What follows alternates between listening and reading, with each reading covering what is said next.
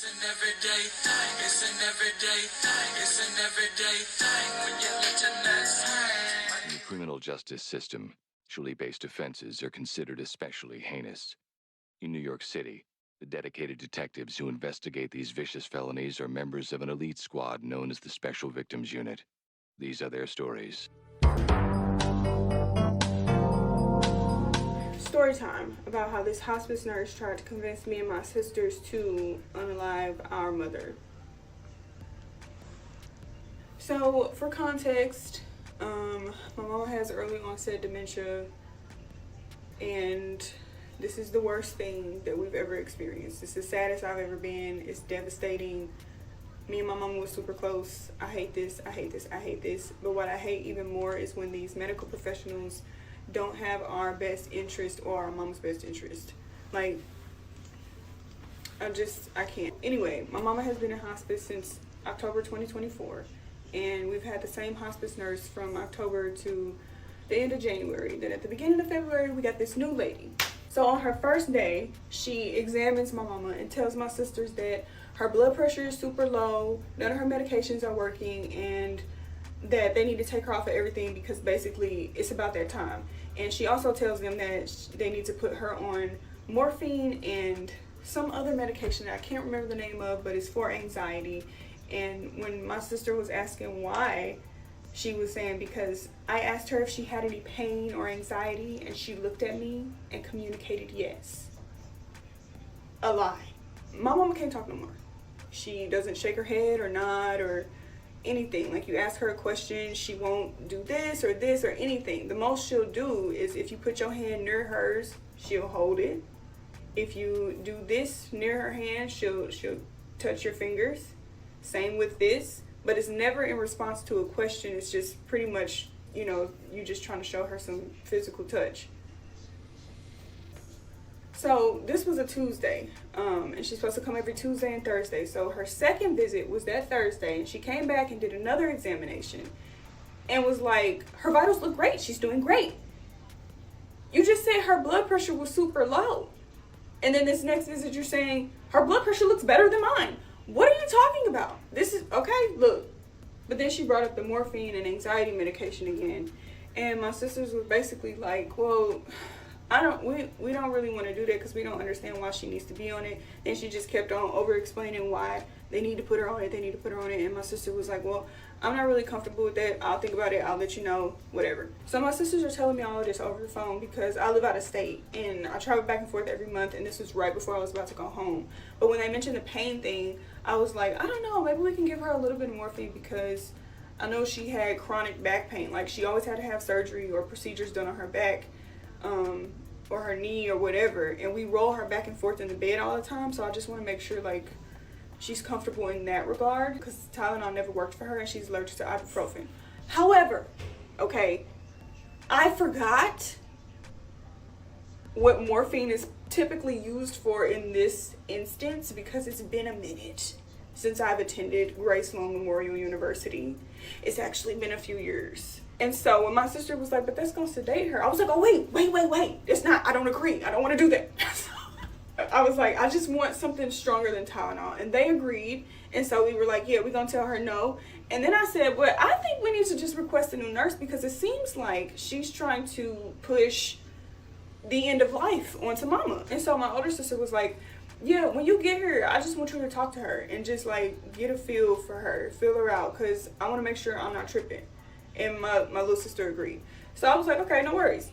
That brings us to last Tuesday, March 4th, 2025. First of all, she's an hour late. She's supposed to be there at 9 a.m. She don't get there till 9:45. Then she stood outside talking for 10 minutes, pissing me off because now she's thrown off the schedule of the entire day.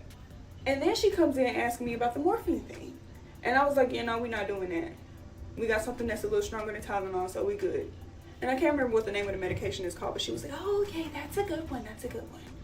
But this is where it starts to get crazy, okay? She's doing her examination, right? Touching all over my mama, and she's like, what are the food portion sizes that you all are giving her? And I was like, what do you mean?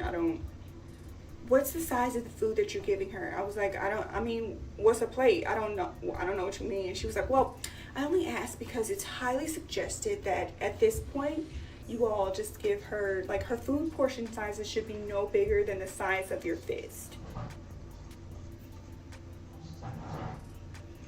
What? And so she's like, the reason is because she has edema. And that's fluid buildup all over the body. And the reason she has edema is because you guys are giving her too much food and she's not burning any calories. And so in order to help this, you guys need to stop giving her so much food and only give her food portions the size of your fist. So I said, so you're telling me that all her food should be able to fit into the size of my fist? Like a fourth of an egg, a sliver of bacon, and a crumb? Yep. Okay. No. This is stupid as fuck. So obviously at this point, I'm ready for her to go. And she's picked up on the fact that I'm ready for her to go. And so because I'm not engaging with her the way she wants me to, she keeps trying to further explain why I should starve my mother. So then she tells me, oh, and don't worry, this isn't going to speed up her process at all. Like, you don't have to worry about her being in pain. Like, she'll be fine. Like, you don't have to worry about any of that. Because, you know, the human body can survive up to 4 months with no food. I didn't hear that. What are you talking about? I mean, just trying anything. Like, she kept in detail explaining to me how to starve my mother and why I should starve my mother. Like, this is a... So finally, she fucking leaves. And I was texting my sister. She asked me, what do you think about the new nurse? I said, I think she's a fucking idiot and she needs to go. And so she comes home on her lunch break and she's talking to me and the home health aide who was listening in on the conversation. And she's like, yeah, I just examined her. She doesn't have edema. I don't know what that lady was talking about. And why did she say that the human body can survive up to 4 months with no food? I said, because she think I'm fucking stupid. So basically, because we said no to the morphine and the Nazaprin or whatever the fuck that other medication was and all the other tactics that she tried to push on us, she came in with this last tactic of starvation and tried to dress it up in a way to manipulate us into thinking that it was a justifiable thing to do. And I don't know if it was the company pushing this or if it was her, because when my sister called back up there and asked the lady, why was she saying this to us? Like, I don't understand. The lady was like, oh, well, I think she was just trying to educate you guys and, you know, on fucking lies. And my sister was like, well, I kind of want to report her. And the lady was like, well, I really wish you wouldn't do that. Well, bitch, I think we fucking should. What it do, everyday people, man? It's your boy PJ. Today we back with another lit video, back in the confessional. And yes, we staying lit, big dog, man. Shout out to my everyday people who rock with me every day. Shout out to my player partner, Lucky Wizard. There's your boy, keeps it lit. Make sure you guys like, comment, and subscribe to this video. Let me know what y'all think about it in the comment section, man. Hit the links down below. We got HiveMindLabs.com, okay? And we got Opulence Scents, where you can opulate them senses, okay? And smell a beautiful 3-wick candle, okay? We also got Moog's Coffee. Moog's Coffee. You get the Moog's Coffee, get the Moog's Coffee, okay? Okay, use a discount code everydaypj at checkout. Now. What do we have here, man? I'm gonna just tell y'all what. This brought a lot of old memories back. I ain't gonna lie. I didn't have no bad memories with our home health nurse, but I remember having to take care of my father and having a nurse and a hospice nurse and all that. And like, our hospice nurse was cool. Like,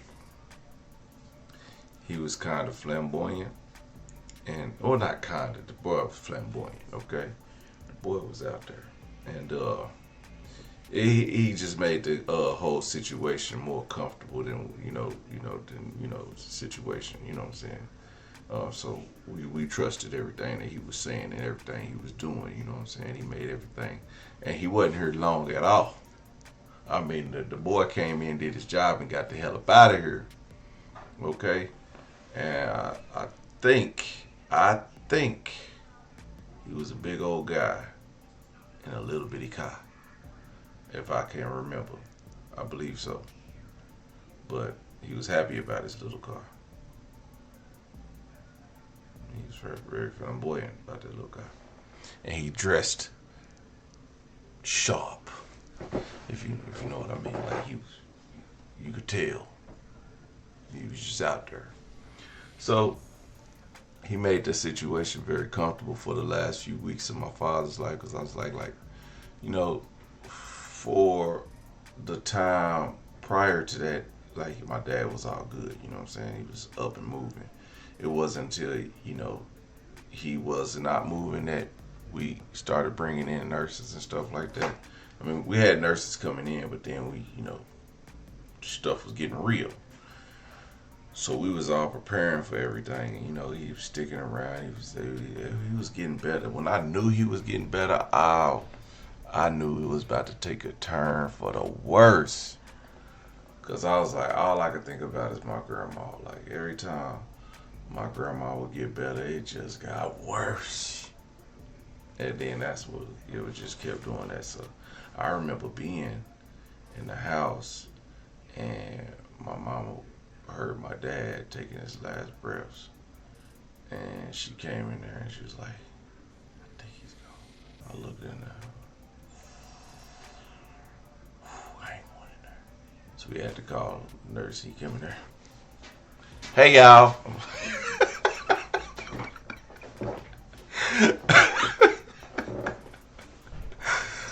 Well, y'all know you bad dude was crazy the bug, but we had already prepared for this. So one thing about families that this is the thing. When you have somebody dying, this is probably the best way to lose somebody is to know that they going and see them over time and already like, what I'm saying, grasping with that, cause so you don't have to just like let it all out at one time. And so I think that was just like the best part of it is that we was able to just like I was still out of it. I was still kind of like,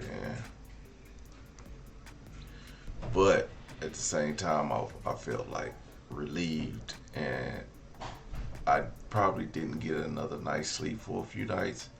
But then, I felt better because I was like, leading up to it, I was already getting it out of my system. Like, then when it happened, yeah, I still felt moments. I had my moments, but then I was just like,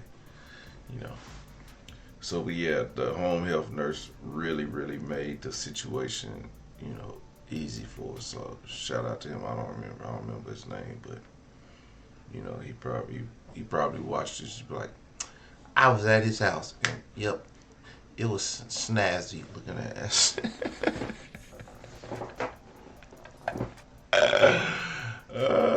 But yeah, even then, cause what's crazy is like we had so much going on. I remember my dad fell out of the hospice bed, and of course I'm shooting over to the house in the middle of the night, going to pick him up, and the fire department come, and it's one of my daughter's teammates' father is a firefighter, so he's there, and he's been there before, and so he's like, oh man, I didn't know this was your father and all this stuff. And, we talked. He said, yeah. So, just chopping it up or whatever, and it's just like, those type of things. You get people that. So then we got flowers from the fire department. You know what I'm saying?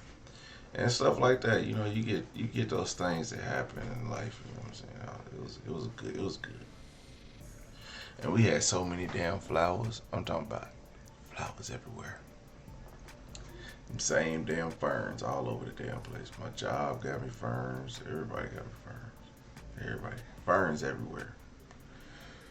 But anyways, I was working from home too, so that's what made it a lot easier, is that I was working from home, so I could be here. Like, I just set up my computer in the back, and I just be working, and be in and out. You know what I'm saying? So yeah, it was a good time. And what I tell this all the time, because a lot of people don't know, but a lot of people do know that when I was doing YouTube and I made jokes about people, I was clowning people because I was masking my pain, and nobody knew what was actually going on. But I actually put the stuff up like as the stuff was happening, no, not as it was happening, but like I didn't mention it until like after it happened. And then even my dad passed, I still was releasing videos, and nobody knew. The day he passed, at the funeral and all this stuff. They're like, damn, your dad passed. You still dropping videos? Yeah. What you think I'm supposed to do? Sit around here and cry? Like shit. I'm trying to laugh, dog, to keep from crying. What do you mean? So I feel a pain, but I don't know. I'm just glad I didn't have a terrible nurse, because I don't know how I would have felt. I think my sister would have had a harder time with that, because she would have beat a bitch up. Okay, we don't let the bright red bricks on the house fool you. We from the hood, okay? Shit, we used to have pit bulls and shit. You know what I'm saying? We from the hood, so understand. You play with us, shit, it could get real quick. Everyday people, let me know what y'all think about this in the comment section. Like, comment, subscribe. I'm holla at you later. Peace.